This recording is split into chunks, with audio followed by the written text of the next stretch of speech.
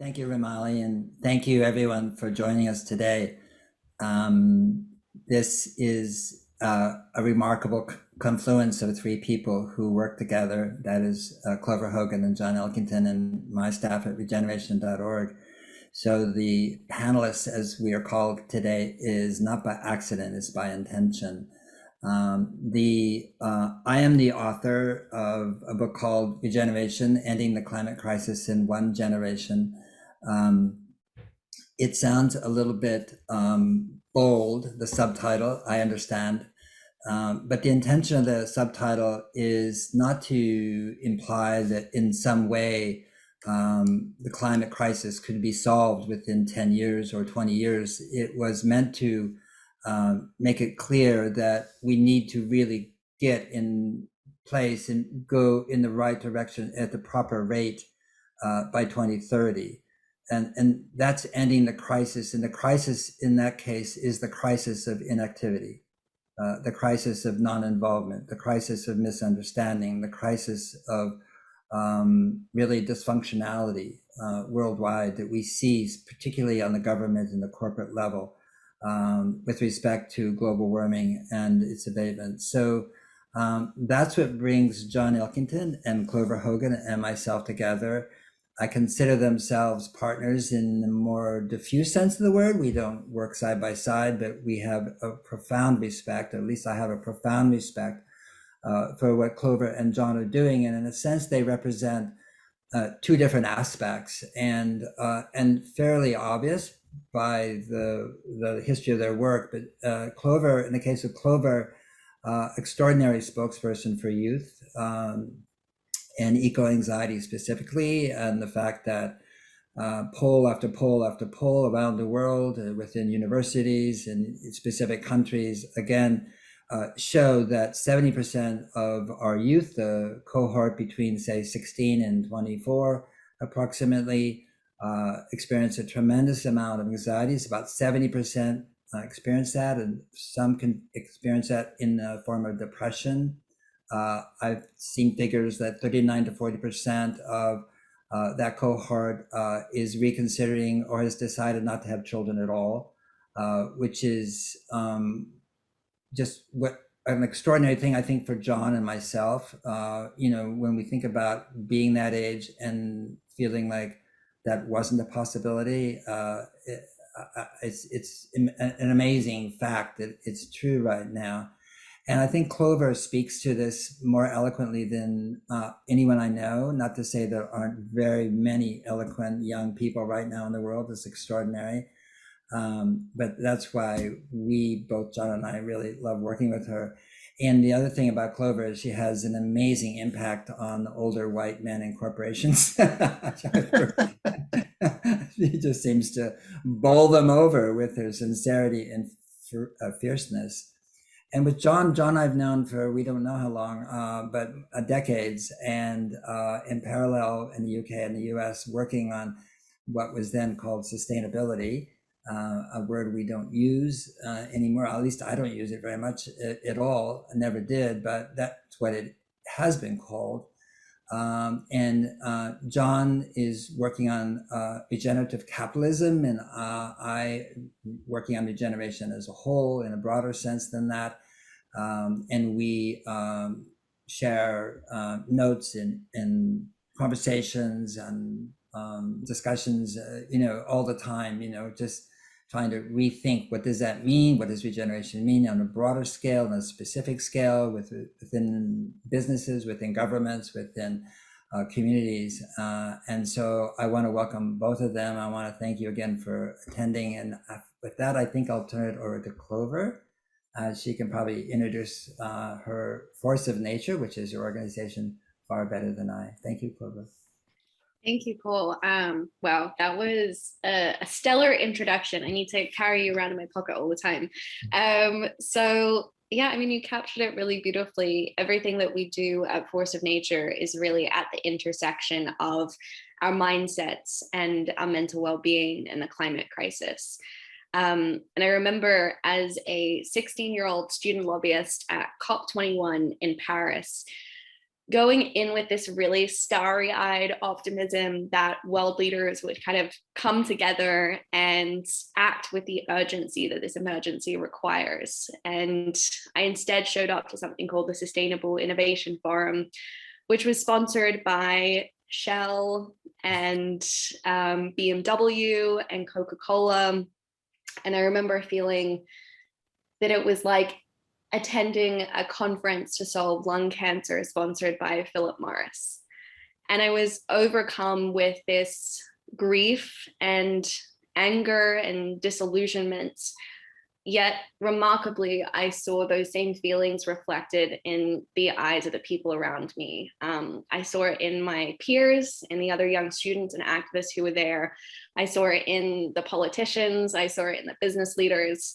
And it was a huge aha moment for me in recognizing that we've had the technology and resources and solutions to solve the climate crisis for many decades, and in many cases, decades before I was born. And yet critically, what we have lacked is this mass mobilization. And for me, that really lies with mindset. It's understanding that the threat, even greater than the climate and ecological crisis, is how powerless we can feel in the face of it, and recognizing that until we mobilize people to get up out of bed in the morning and feel that we can take on this huge, overwhelming problem and care for ourselves and care for our mental health in the process, we will not solve the crisis. So I'm delighted to be here. I see both Paul and John as tremendous mentors. I met Paul more recently, but had the privilege of working alongside John at Volans. And that was a really exponential growth curve for me, because it was the first time that I truly began to appreciate the climate and ecological crises as systemic problems. It was the first time I really saw all of the interconnectivity of the issues and understood that when you change something over here, it has repercussions over there, but also critically that we can't silo out or isolate any of these issues. We can't talk about, the climate crisis without talking about social justice and delivering fair and equitable communities. We can't talk about the role of business if policy isn't also at the table. We can't solve any of these issues if we don't have cross-generational representation and intergenerational collaboration. So with that, I will now hand the mantle over to John to introduce himself. Thank you, Clover, and thank you hugely to Paul, and thank you thirdly to the Conduit Club for hosting this. And in a way, the Conduit Club's history, which many people on this call will know, it's in itself a model of what I think we're all going to have to manage over the coming years and decades, where I say it as a member of the Conduit Club. I hate clubs, but this is the one that I make an exception with. But it did stumble very badly, and I had thought that it would go under. And the very fact that it's picked itself up, shaken itself off, and come back into the fray, I find very heartening, because in a way what we're all collectively moving into is a period where we have to do that and do it repeatedly, because I don't think any of us has the black box solutions to what we're now facing. I just wanted also to compliment Paul on his sort of now new mastery of English understatement when he talked about a little bit bold. I don't think your book, Paul, is a little bit bold. I think it is a remarkable manifesto. It's a glorious manifesto. I mean, it is so full of optimism raising, hope boosting stories and cases of people doing regenerative work around the world. I think it's remarkable. I think it's extraordinarily timely. And I think one of the things that we've been noticing in just recent months has been the way in which regeneration as a concept has come up the curve incredibly powerfully. And as it happened just earlier today, I was chairing a session for the World Business Council for Sustainable Development. I had 3 CEOs from Turkey, from Scandinavia, from other places. And the theme, because WBCSD has now adopted this, was threefold. It was reinvention, it was resilience, and it was regeneration. And for the fact that, you know, a platform that is representing hundreds of leadership companies around the world to embrace regeneration in this way, I think is very impressive indeed. But that journey is, as people like to characterize it, is only just beginning. And I think we really have to hold people to account as they make all these wonderful commitments, and then expect people to sort of trundle off in a different direction. We've got to continue to peer over people's shoulders. But congratulations on the book, and Clover too. I mean, I've seen you in the company of very powerful people, and I won't say they sort of rolled over and started to purr, but you have this sort of strange combination of the sense of urgency, almost that sort of ferocity, but it's contained, but all done in a way where people can listen to you. And so often it's very difficult for people in power to listen to those who can see a different reality. But so thank you both. And Paul, back to you, perhaps.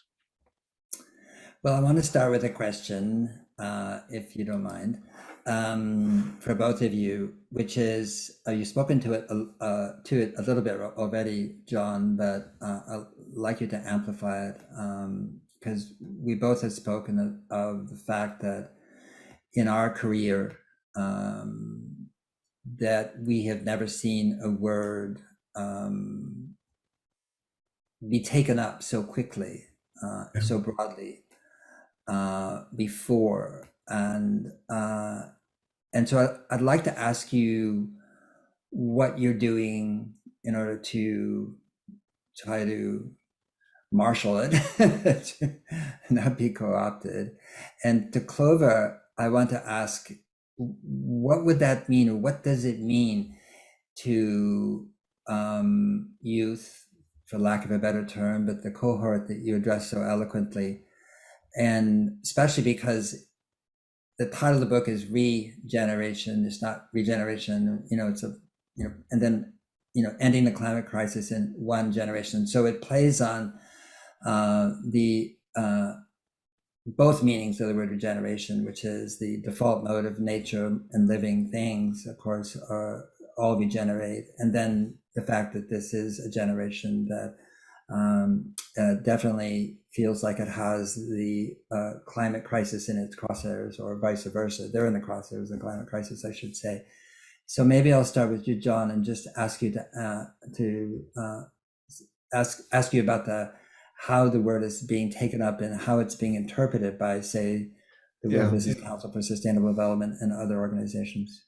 Well, there's one quick thing that I would say, Paul, in response to something you said earlier, which was you felt basically that sustainability as a term was dead. I don't feel that. I think it's a word that over 100 years from now will be used still and understood in perhaps the way that liberty or democracy are understood then, because I think we need language that talks about a sense of direction. The problem has been that it's been corrupted, it's been mainstreamed and diluted out of sight so often. I think for me, regeneration has teeth in the sense that it's easier to demonstrate whether people are not being regenerative, if they're being degenerative or whatever, than it is whether they're sustainable or not based on their own claims. That said, one of the things that we're starting to see is companies in particular, because that's where we tend to work, embracing the concept of regeneration, even painting it up on their walls, and then starting to ask the question, and what does that mean? And, in a way, that's a learning curve. And Clover, a moment ago, talked about growth curves and so on. I feel at the moment that I'm on the most ferocious learning curve of my entire working life. And it's in large part the regeneration story, but it's many other things coming through at the same time. Basically, the world order that we've all grown up with, taken for granted, seeded around 1944 with Bretton Woods and so on, literally coming apart around our ears. And people are constantly in denial, constantly think we're going to go back to business as usual, but I really don't think that's going to happen. And my optimism, such as it is, comes from a sense that it is only in times like that. I mean, you think about, why did we get to Bretton Woods? We got there because of the Second World War. We went through a crucible where people got to the point where they were prepared to sacrifice a degree of sovereignty in favor of the common good.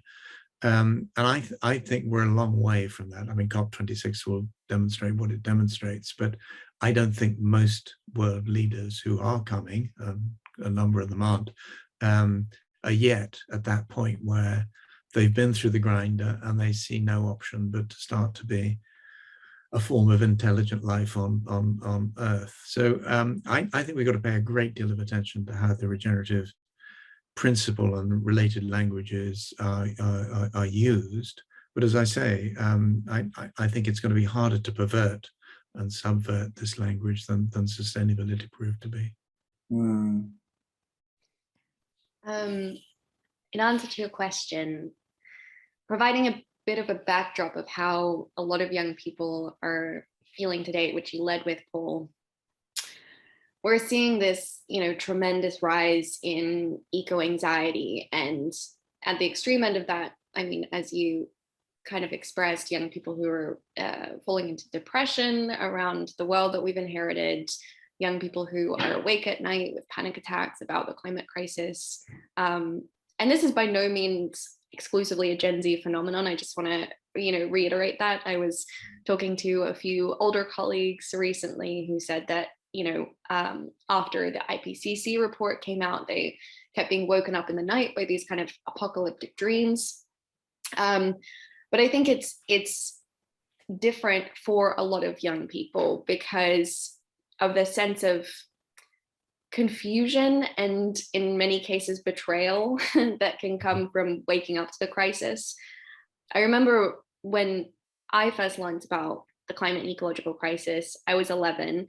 I discovered documentaries and I was filled with heartbreak, but I think more than anything else, I felt incredibly confused. I couldn't understand how I hadn't learned about the climate and ecological crisis in school.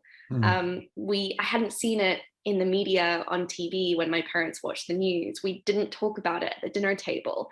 And I'm like, how can I be learning of this one thing that, my entire future is going to be, and the future of the planet is going to be defined by this huge existential threat. And the few times we do hear about it, it's talked about as this kind of long-term geological weather pattern related change that might affect us, right? When it's already an emergency and a crisis that is unfolding all around us. And so I remember feeling really, really confused. And I think lots of young people feel the same way. And I think particularly in the context of being raised to put our faith in the institutions that we grow up in. We're told that government is there to safeguard our future and that we democratically elect people into power who are going to make decisions in the interest of the whole. We're told that our education system will once again set us up for the future, that will equip us with the skills and the knowledge that we need to thrive. In the UK, climate change is still largely relegated to a 1-hour geography lesson in the school year, right?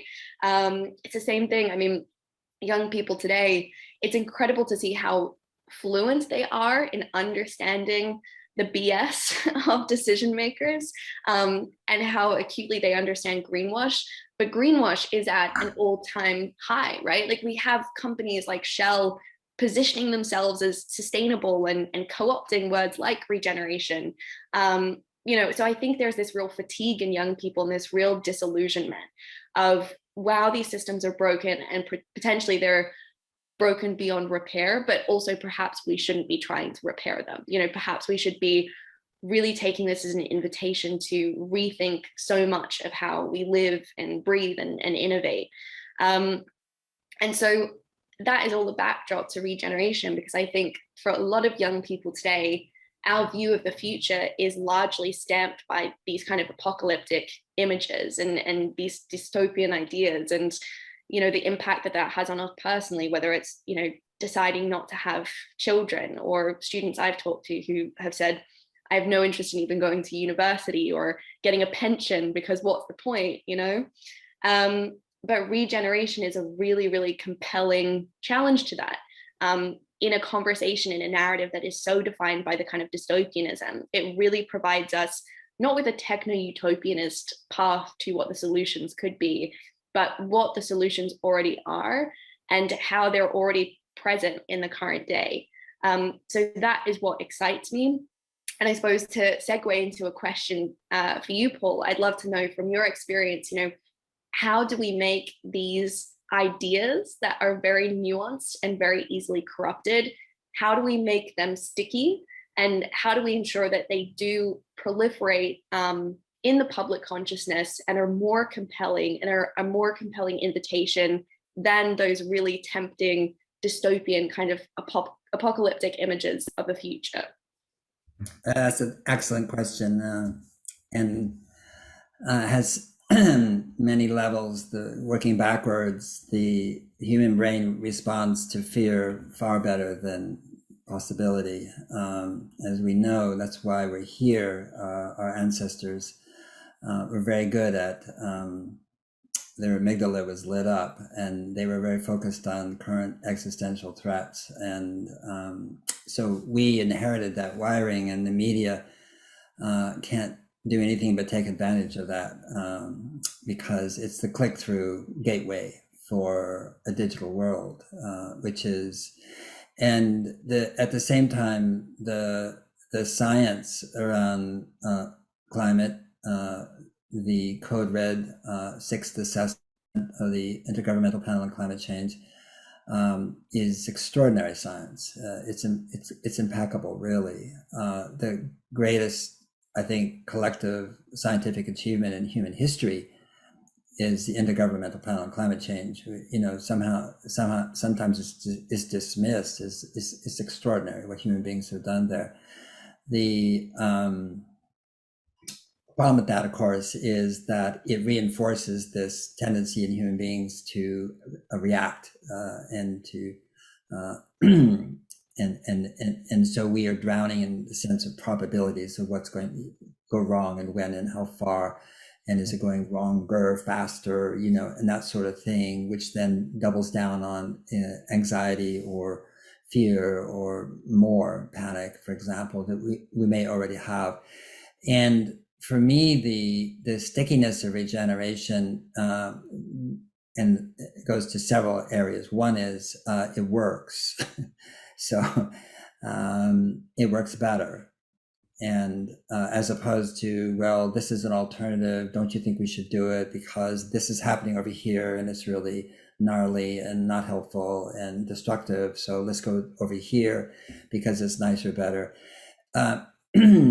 When you look at regeneration as specifically applied, whether it's to, farmlands or forest lands or wildlands or grasslands or cities or people or cultures or energy or food systems, I can go on, it just works better.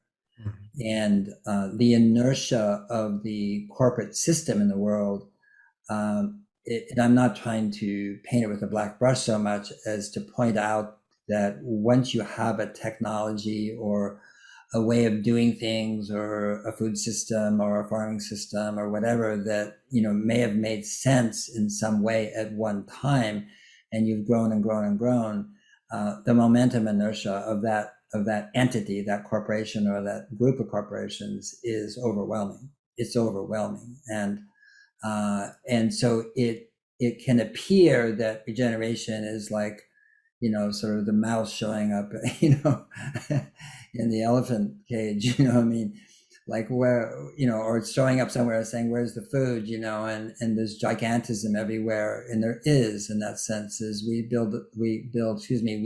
burn 100 million barrels of oil a day, right now, right this second, And so, to me, the thing that has been lost, I think, in the sort of the back and forth between the individuation of the solutions, this is what you can do, and use cold water, recycle, don't use plastic, don't eat so much meat if at all, etc., versus what we see at the Conference of the Parties, which is really representatives of 100 and I don't know how many, 92 countries, I forget how many are attending this time, but than trying to protect their country's self-interest. We have to understand that this is not a meeting where the representatives in the blue zone are asked to sublimate their national interest to the best prospect for the world. That's not what's happening. And that's why it's so difficult. And that's why the prospects for it on that level are not, they don't look great, put it that way, you know, from what I can tell. I'm not there, I don't know the people, but back to regeneration. Regeneration is innate to being a human being. It's what we do. It's all 30 trillion cells in our body are regenerating this nanosecond and will continue to do so until we die. And what we see everywhere in the world, in the living world, is regeneration. You know, I mean, always, constantly. It's the default mode of nature. And in a human sense, everything that we do that is caring of ourselves, of our children, our family, our parents, our, you know, our community, of people we don't know, and want to care for, of our environment, of animals, of pets, you know, of traditions, of culture. Everything we do that evinces this sense of care is also about regeneration. So it is not something that's foreign to us, where sustainability, and I don't think I disagree with you, John, in the sense of its durability, but I do think, which it means in French, it is durable, you know, that's what sustainability means. But I think that it's still it's very conceptual, like in what does it mean, and what does it mean here in this context? With regeneration, is already a part of who we are, and it's really about coming home in that sense, and identifying that as our natural proclivity, what we want to be, what we want to do, and we do care. And I don't care where people are in the political spectrum, you know, and so forth. The fact is that human beings are here, Homo sapiens, because we actually work together, we learn together, and we like to solve problems together. That's who we are. That's the human race. And so it's really tapping back not back, but into that quality that's innate, as opposed to something that's conceptual, that is, in a sense, you know, top down or introduced. And I do believe that this is partly the reason why regeneration has been taken up so quickly. And it will be co-opted. It is being co-opted. It has been co-opted as a term, and that's fine, because as Roosevelt once, President Roosevelt during the war, actually, but somebody came into him and with this whole spiel, and when he left, Roosevelt burst out in anger and said, you know, that person's just a total hypocrite. He's never done any of those things. Why is he saying all that to me? And Bernard Baruch said, don't worry, don't worry. He said, people start to learn new ways of doing things sometimes by being a hypocrite first. And so, I don't, no, it's hypocrisy. I'll just try this line out. I'm going to say this and see what happens. Oh, nothing happened. So I'll try it again, and so forth. So you see the word being used in a very broad sense, and I would say a corrupt sense in many cases, by industrial ag companies particularly, but it's okay.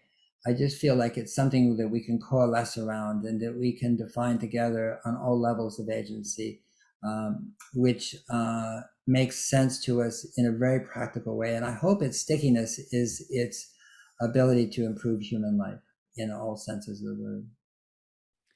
And if sorry, Paul, if I can take Clover's lead and ask you a question too, which is, I've tracked you, as you said, over decades, and it's been wonderful to watch and have the conversations you referenced. But if I look back at, for example, the books that you've done, The Ecology of Commerce and Natural Capitalism and Blessed Unrest and Drawdown and others, and now most recently Regeneration, can you see, looking back, that there was an evolutionary story right the way through that was congruent and evolving? And at each point, I remember Blessed Unrest, you were talking about a beautiful, exquisite metaphor of like the human immune system, that civil society activism around the world was the response to crisis.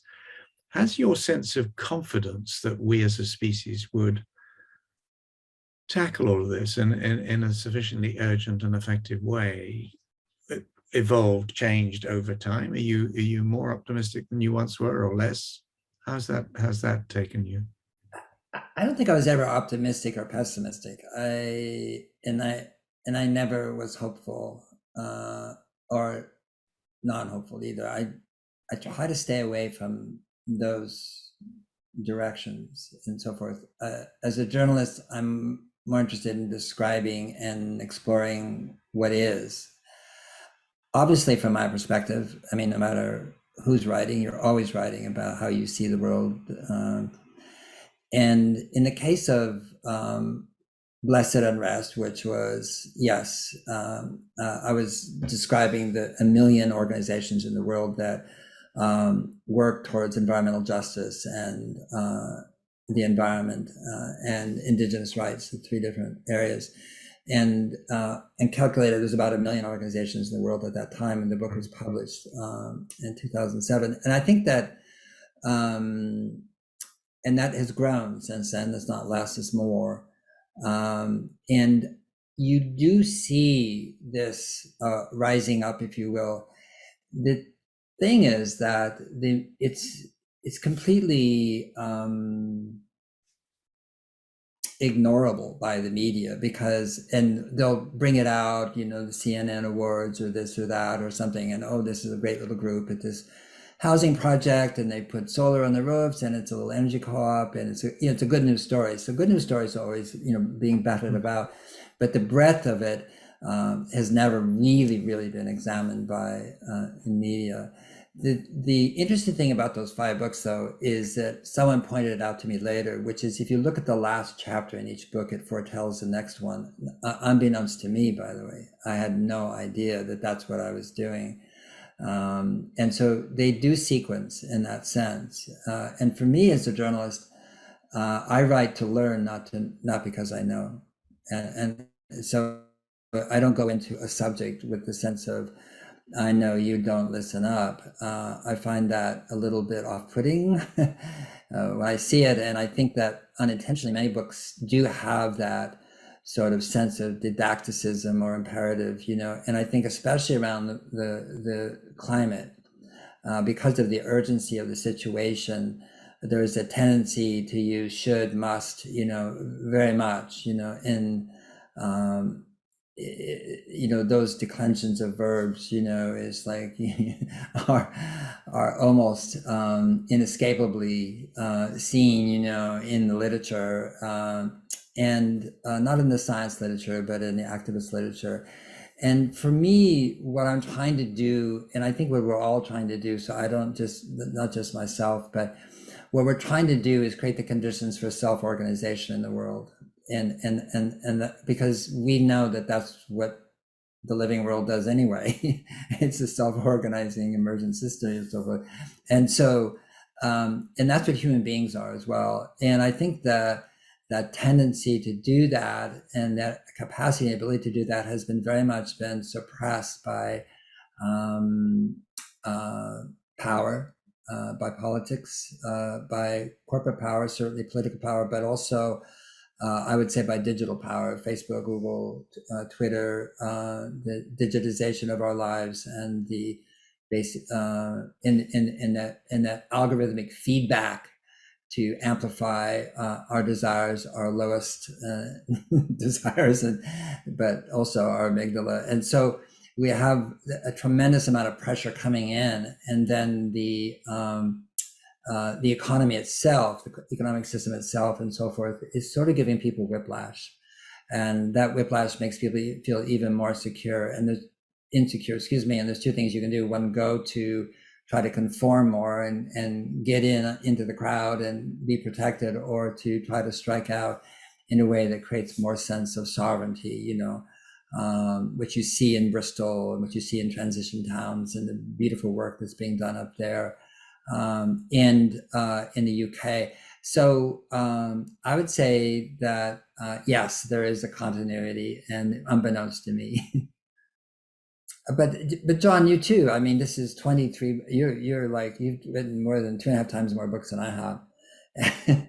Well, I'm not sure that there is a pattern, but I had a question for Clover in a way, which is, Clover, you mentioned institutions, and young people expect institutions to deliver. I'm not sure every generation does. In the 60s, people were, our generation were pretty disillusioned with institutions.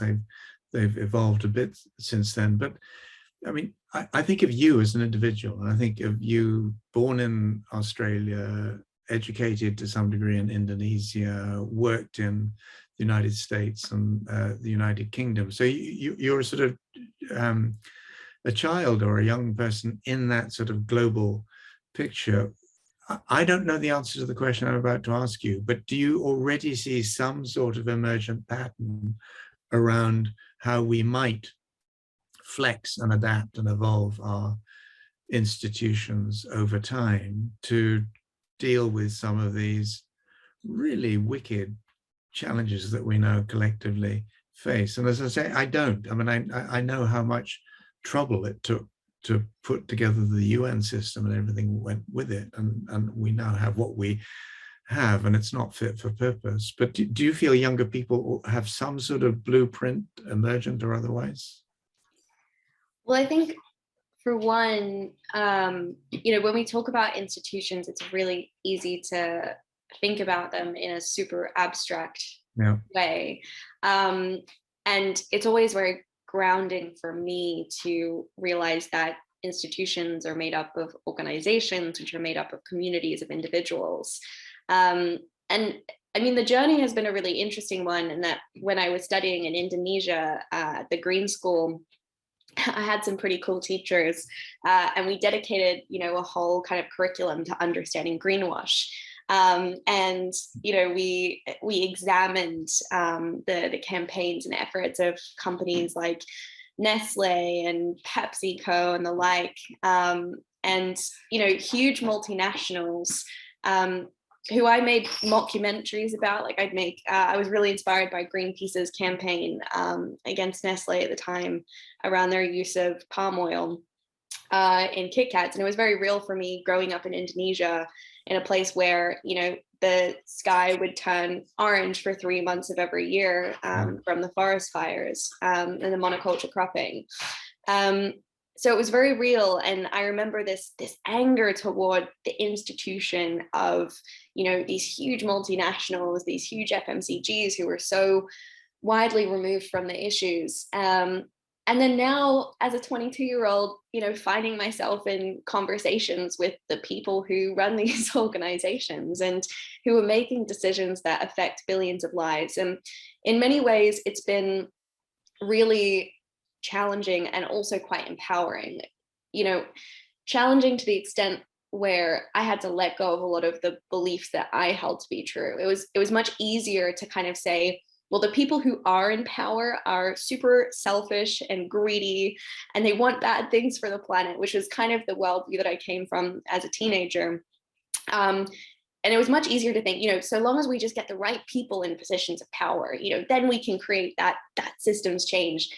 And what's been interesting working in these spaces, you meet so many, incredible people who truly want the same things that you do, truly believe in the agenda, but feel so disempowered and feel so disheartened and feel as much, shackled to the status quo and as powerless as the 11-year-olds that we talk to in the classroom who feel crippled by their eco-anxiety. So I think bringing these institutions back to the individuals within them, but again, to that point, appreciating that the change that needs to happen can't happen in that token way. And, even in the conversations that we have with companies, risk and cost always comes into the conversation. Oh, but it's too risky if we, challenge the model of consumerism.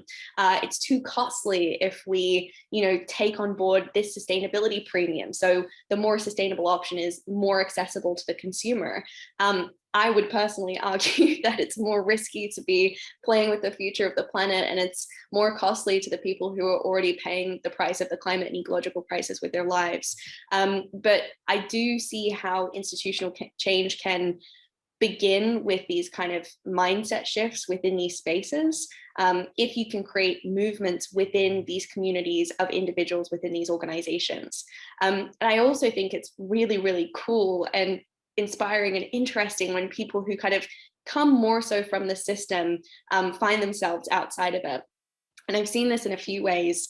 For one, a number of our advisors at Force of Nature were really high up in these big kind of multinationals, and then became so disruptive within them and became such kind of ardent activists that they either left or are now kind of sustainability champions internally, which I think needs more credit, because I find it hard often being in these rooms with business leaders for an hour, let alone that being my 9 to 5 and constantly having to swim against the stream. But also in cases of, incredible people like Fahani Yaman, who, has been an amazing climate lawyer, represented small countries, low-lying countries affected by the climate crisis, really worked within the system as a lawyer, creating change at that level. And then a few years ago found herself as part of, Extinction Rebellion, really, really influential in the movement, and, gluing herself to the Shell building. Someone who comes from law, then participating in nonviolent direct action. I think at this point we need all of the things. And I guess as a very long-winded way of answering your question, young people recognize that we can't place our faith in these institutions. We can't place our faith in processes like COP26, but we can't shut down in response to that fact. We have to appreciate that we need to bring that locus and sphere of influence back into ourselves, and that we do have tremendous power, not when we try to show up to this as individuals making token changes in our own lives, but when we come together in collective, powered by those really difficult emotions, but also rallied around the kind of common vision that something like regeneration really poses. Fascinating. That was the word vomit. No.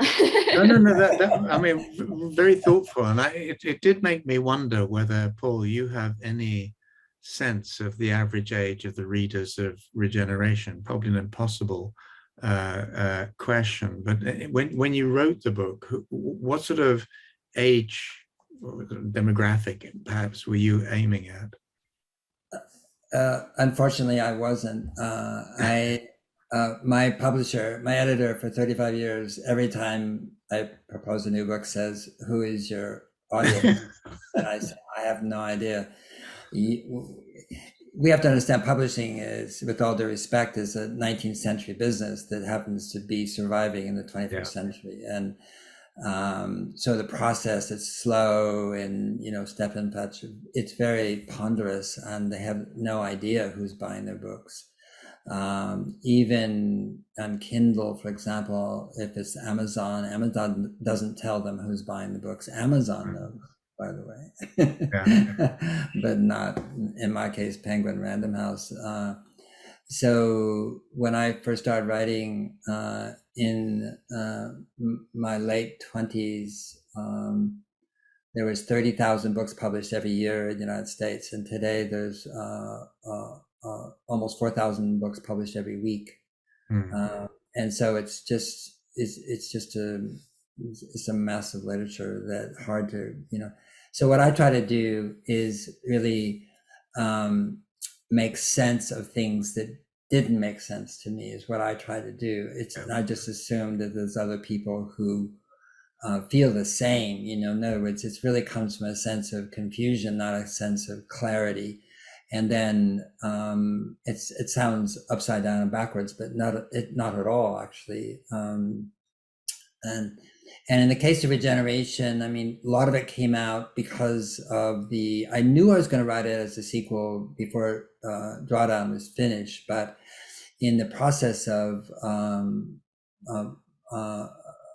publicizing, if you will, or promoting Drawdown, or really just responding to invitations to speak about it, like such as today with Regeneration, I got this question over and over and over again, which is, what should I do? It almost was ubiquitously asked if there was a Q&A. And I didn't have a very good answer, actually. Even though Drawdown had a list of 100 solutions that were extant and, that were scaling, I couldn't answer that question. And I would say, well, I don't know you, so, how would I know what you should do, et cetera. It was sort of a cop out, although true. And so regeneration, though, is not about what we can do. It is that. It's actually how to get it done. And the most important part of the book is actually not the book, it's the website. And the way I describe the book as a neurotransmitter to the last 8 pages, which is called Action and Connection. And that is a wormhole, metaphors being liberally mixed here, wormhole to the website. And the website, there is a section called Nexus, which is a connecting point. And it is the world's largest collection and network and listing of climate solutions and how to get them done. That is the most important thing. And so when you go to Nexus, it's not complete yet. And you look at those that are complete, like degraded land restoration, things like that. I mean, it tells you, what's the call to action, what is it, degraded land restoration, and then what you can do on all levels of agency, whether it's as an individual, as a community, it could be as a school or class, it could be as a city, it could be as a company, it could be in other types of groups and so forth. It tells you, for example, who the bad actors are, in the case of the boreal forest, Procter and Gamble making deluxe plush toilet paper out of the boreal forest, the largest stock of carbon on Earth. And it gives you the CEO's name and his email and his phone number so that if you want to say something. So we talk about influence being really, really important here. And these are the levers of influence that we know of. It doesn't mean there are not others, both politically and and corporate. And in some cases, even nonprofits where something needs to be addressed and so forth. Then we give you a list of the books, the videos, the articles, the resources to learn more about it. And a list of all, not all, but of many, many, many of the NGOs that are really kicking ass, that are really doing great work in this area. So that what we're asking people to do is not to kind of reverse global warming in the sense or save the earth. You can't do it, anyway. But what you can do is actually find something that just lights you up, that makes you excited, that you wake up to do, that really where you're learning and exploring and connecting to communities that you hadn't connected before. And as I've said, we use the word like fighting, tackling, combating, and mitigating climate change, which has all sorts of problems in terms of being just completely fanciful, male metaphor verbs against something that we're objectifying, that is to say climate change. But nobody wakes up in the morning and says, I can't wait to mitigate. And so we have to really think about how we're communicating to each other. And that's what regeneration is about. And so I guess it's optimistic, but really what it is celebratory. It's really saying that if we're going to accomplish this, this has to be the joyful expression of purpose. It cannot be the guilty obligation of shame or fear. And that's what it's become, and that's what the messaging has been too often. Understandably, makes sense, the messaging, and from a science point of view, but from a neurological, from a point of view of a human being, of our hearts and our beings and who we are and what we respond to, it made no sense at all. It makes no sense at all. And so regeneration is trying to shift the framing so the framing has much bigger arms. It includes so many different aspects. We talk about the center of the book is about people. We say, if you want to know what to do, talk to the people who are paying the highest price, which is the localized poor. It's children, it's women, indigenous people. They'll tell you they know what to do. It's not like, oh, we have to go to Glasgow and figure out what to do. We know what to do, and we don't listen. And so I could go on and on about the book, but really what it's about is trying to open up the world of climate and the climate crisis and emergency to everybody, so that they can understand that not only is there a way for them to participate, but frankly, there's a way that they can benefit. Because if they're not going to benefit, and they're not going to endure and continue to be able to do it for a long time. And this particularly applies to the, who knows, the between 5 and 6 billion people who wake up every morning and they're only thought is the current existential threat of living that day and eating that day and being warm and being clad and being safe and all that sort of stuff. That's what most of the world wakes up to.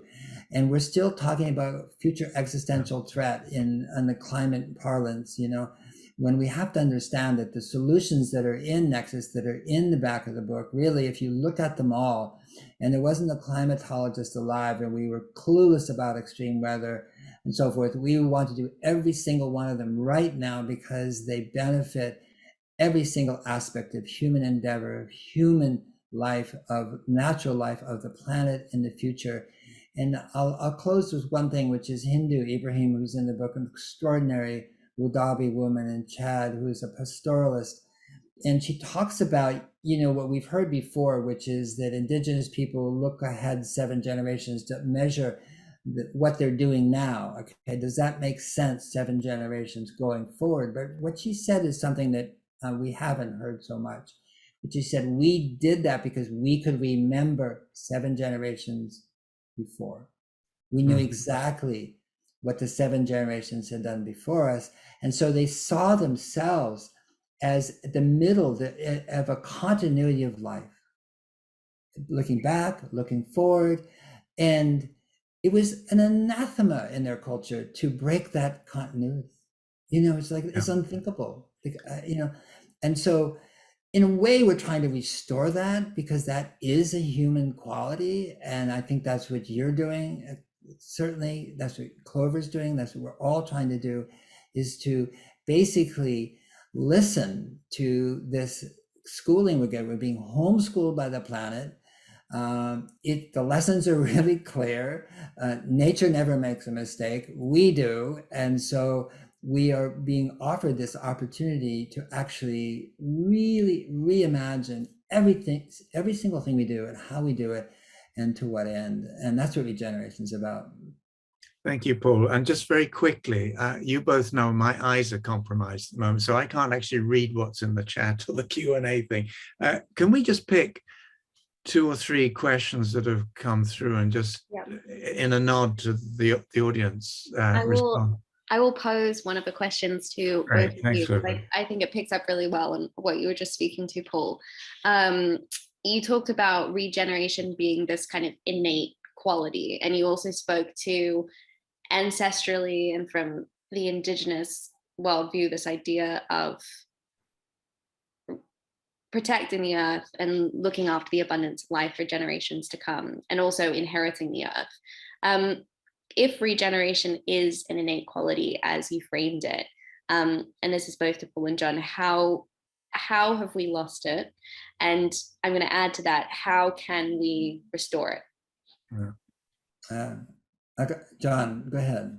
No, I wasn't I was just scratching. I know, but but you're using the term as well. And so. Yeah, but I think just back to what you said a moment ago, nature does make mistakes. You think of the Burgess Shales, so these moments where nature branches off in a particular direction, I think they just get slams back by reality. And I think nature is a wonderful model, but it can't be the only model that we use going forward. But I'd love to hear your response to that, Paul. Yeah, I would say that the Earth is a living system, and what it does is innate, and so I would counter that, saying the British Shale is not a mistake. Okay, and and nor are the ice ages, and nor volcanic eruptions, and also things that are very disruptive. But on the whole, and so forth, what we've seen is a 4 billion year process of evolution, becoming more and more complex and beautiful and extraordinary. Yeah.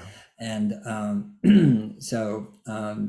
but to me, the fear is being created by ourselves, by our institutions, by our economic systems, by the monetization of everything, by, obviously, even more so recently, by Facebook, certainly, by taking the marginal and amplifying it not to the majority, but by amplifying the marginal, which is what we do. I mean, there's always been people who had, very odd ideas, if not insane ones. And every so often they come to power. They came to power in the 30s, all over the world in the form of fascism. There was no internet at that time, and so it comes about in certain ways, and it's coming about now, right, as we speak. And I think what we're seeing here is the fear or the threat to one's identity becoming